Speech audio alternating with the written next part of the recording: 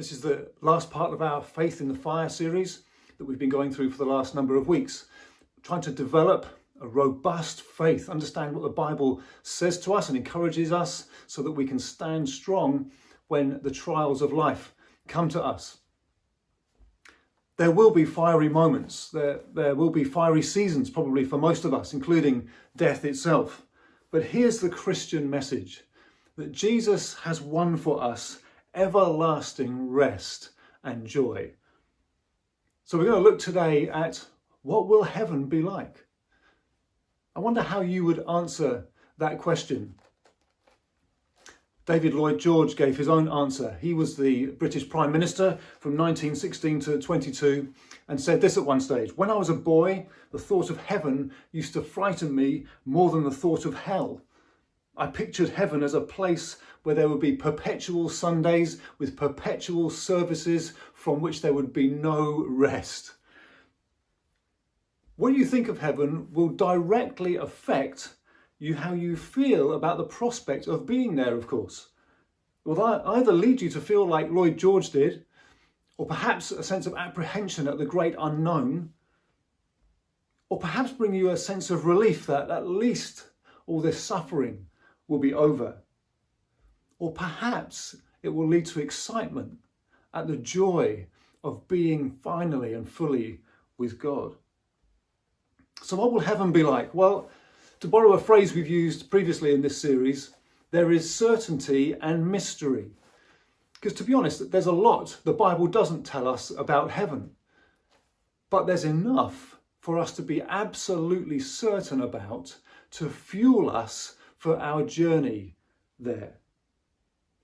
But first we need to clarify what we mean by this word heaven, because it's used in two different ways really in the Bible. At one level, heaven means everything beyond the earth.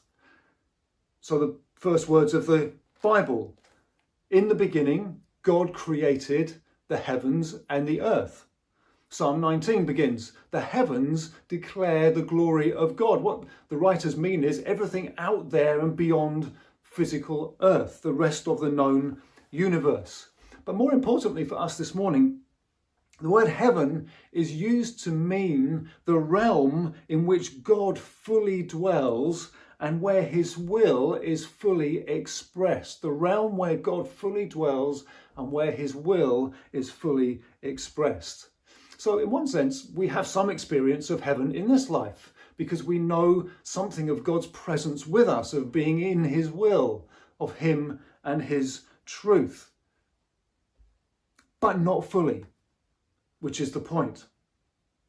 So then, heaven, the presence and will of God fully experienced, will be for us a matter of two stages. Let me explain. Firstly, life after death.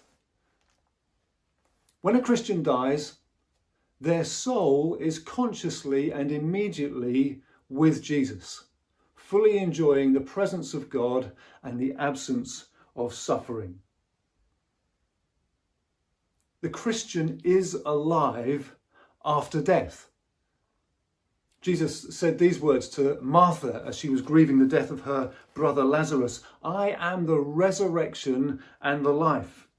The one who believes in me will live, even though they die. And whoever lives by believing in me will never die." Those words are often read at funerals. They are wonderful and glorious words. In 1927, Charles Lindbergh became the first man to fly solo across the Atlantic Ocean, an extraordinary feat for the time. Many years later, when he discovered he had terminal cancer, he and his wife went to stay at their Hawaiian home until he died. And he wrote these words while he was there that were to be read out at his funeral service.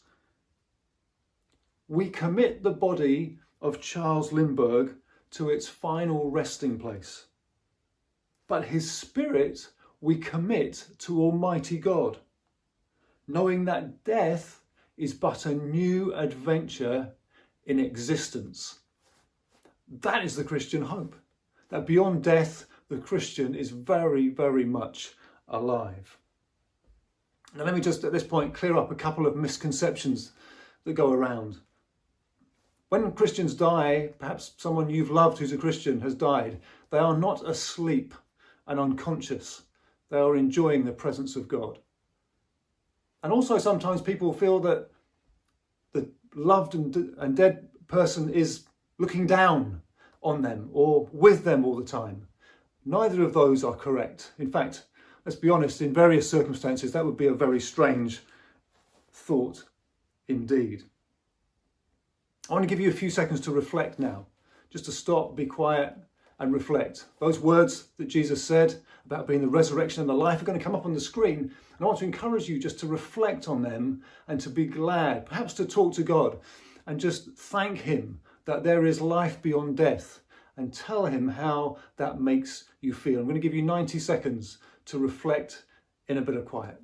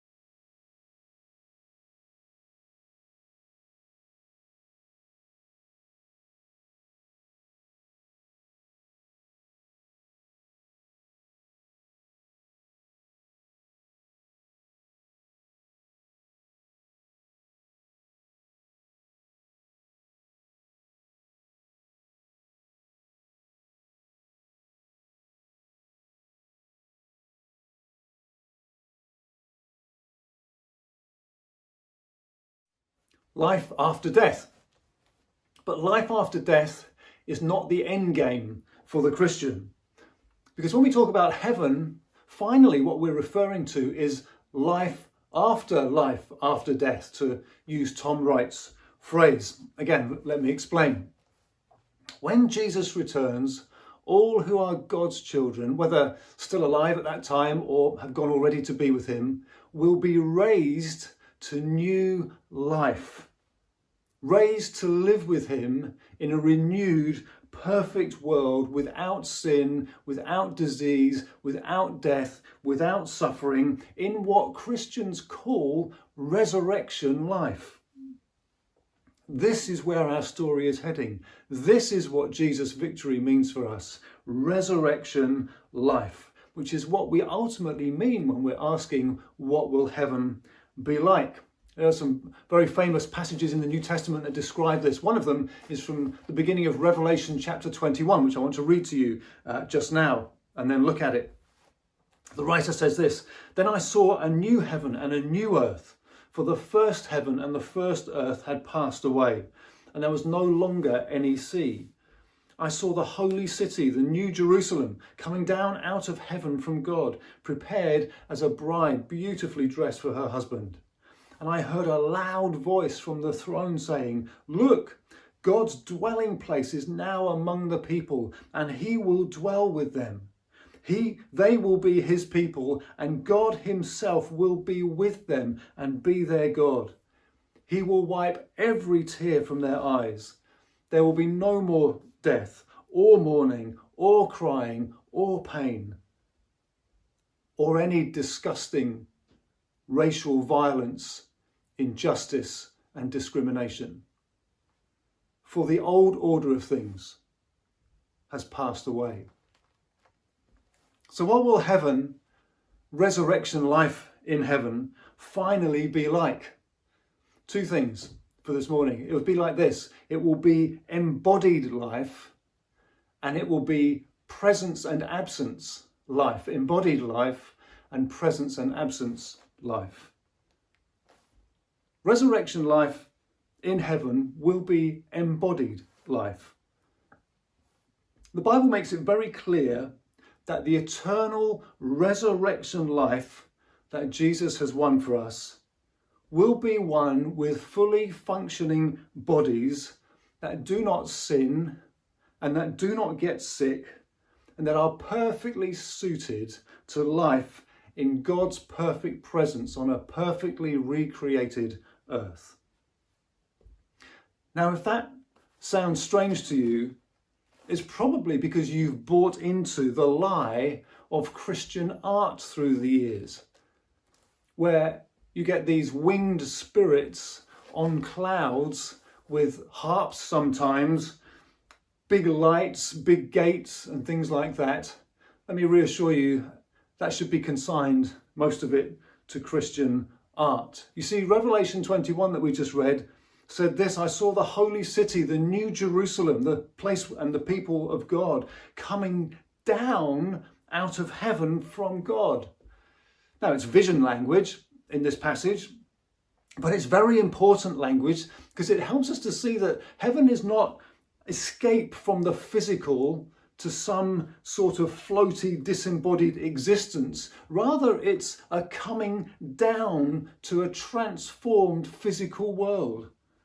The presence of God inhabiting the physical fully, which is a hugely exciting prospect. So what do we know about this embodied life that the Bible talks about? Well, let me take you to another passage. 1 Corinthians chapter 15 says this: someone will ask, how are the dead raised? With what kind of body will they come? See, it's not a new question. People have been asking this for centuries, of course. What will life be like? And the writer provides the answer. He says, when you sow, you don't plant the body that will be, but just a seed, perhaps of wheat or of something else. He's giving a very practical example. And then he goes on to say this about us and our future life. The body that is sown is perishable. It is raised imperishable. It is sown in dishonour. It is raised in glory. It's sown in weakness. It is raised in power. It is sown a natural body. It is raised a spiritual body. He's contrasting the seed, the body that dies and goes into the ground, and the future body that will be raised for believers in resurrection life. He says, what is perishable, it's obviously fading away, this body of mine certainly is, becomes imperishable. It will live forever and cannot die. It's sown in dishonour, which doesn't mean it's bad, it just means it's very lowly compared to the glory of what will be ours. It's sown in weakness, well, we all know that. It's raised in power. Our bodies will never be weak again. It's raised a natural body. It's sown a natural body. It's raised a spiritual body, which doesn't mean non-physical, it means supernatural. And then verse 49, the writer later goes on to say this: just as we have borne the image of the earthly man, Adam, human beings, so shall we bear the image of the heavenly man. Talking of Jesus. See, when Jesus was raised from death to resurrection life, which is the pattern for our future resurrection, he was raised clearly, recognisably Jesus, with a physical body, not some floaty spirit. He ate with his disciples. He talked with them. He even encouraged them to touch him so that they knew he was physical and not a ghost. So much so that even for these who had no idea of resurrection in this way, knew that it was recognisably still Jesus. And he could clearly do things that he couldn't before under the constraints of the normal laws of physics. He could appear, he could disappear. So we know that heaven, resurrection life, while different, will be recognisable and embodied, physical. And resurrection life in heaven will be presence and absence life. Presence and absence is a great phrase to sum up the good of what our experience of eternal resurrection life will be like. A presence that satisfies all our longings and removes all sense of absence. So the loud voice in Revelation chapter 21 verse 3 announces presence. Look, God's dwelling place is now among the people, and he will dwell, be present with them. They will be his people, and God himself will be with them and be their God. God himself fully present with his people. And the loud voice then announces absence.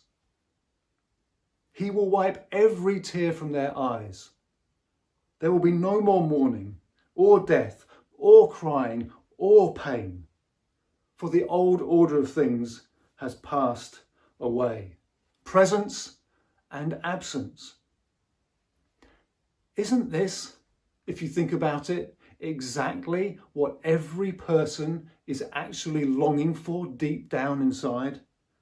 Even if they don't know it, and even if they don't know God, surely there is a longing in all of us, which God, of course, has put there, for total perfection, the presence of God, and the absence of sin and evil.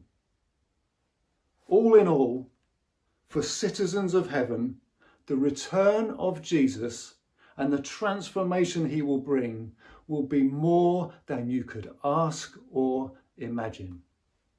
There's a well-known programme on the BBC called DIY SOS, and the scenario is slightly different each time, but the idea is virtually the same. The text for the programme says this: Nick Knowles and the team issue a call to arms and recruit friends, family and local trades to help transform the homes of families across Britain. Well, a number of weeks ago there was an episode from Torquay, where I previously lived, and it featured Stuart, who progressively was suffering terribly with multiple sclerosis, dreadful disease. He had a 15-year-old daughter, Lauren, who lived with him, and his carer for a number of hours each day was his blind mother, Lynn, who with her stick walked across town each day to look after him. The house was a mess. The garden was almost pointless. The spaces were unsuitable for Stuart with his wheelchair. He didn't go into the kitchen or the garden. He hadn't even slept in his bed for 2 years. The house just did not work. 9 days of work happened. Lots of neighbours, local trades and so on utterly transformed this house.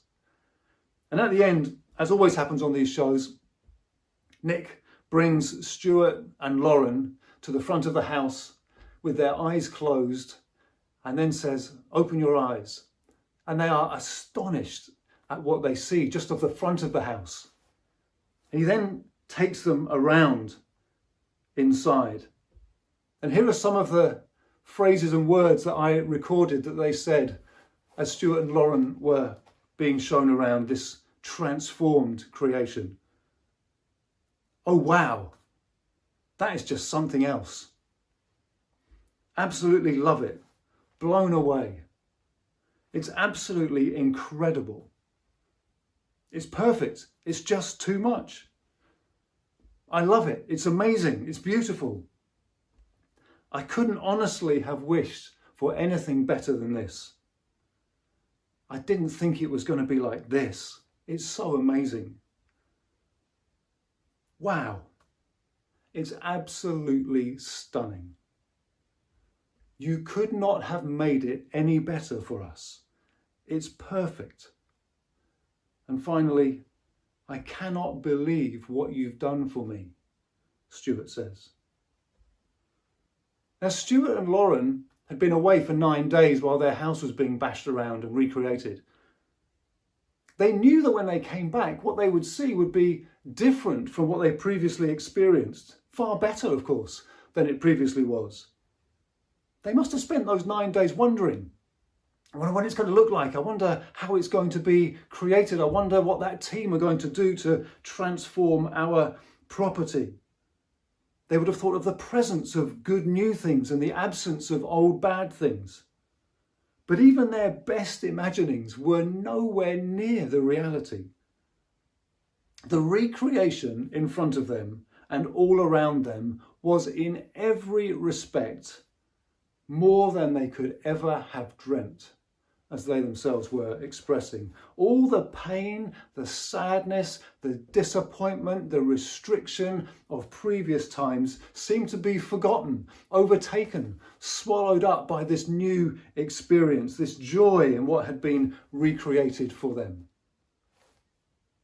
I reckon our experience of heaven, and then especially of resurrection life, of the new heaven on the new earth, will be something, though far greater, like that Stuart and Lauren experienced. It will be more than you could ever dream of. Enough to swallow up all the pain, the sadness, and the disappointment that you have ever known. No wonder Jesus said to his disciples, "Do not let your hearts be troubled. My Father's house has many rooms. I am going there to prepare a place for you." If Nick Knowles and his team on DIY SOS can prepare something so good that Stuart's response was, "I cannot believe what you've done for me," how wonderful will be the place that Jesus has gone to prepare for us.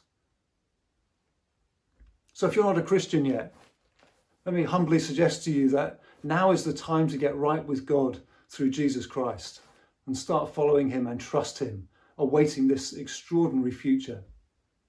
And if you are a Christian, don't give up. Don't lose hope. Your faith will be fully rewarded.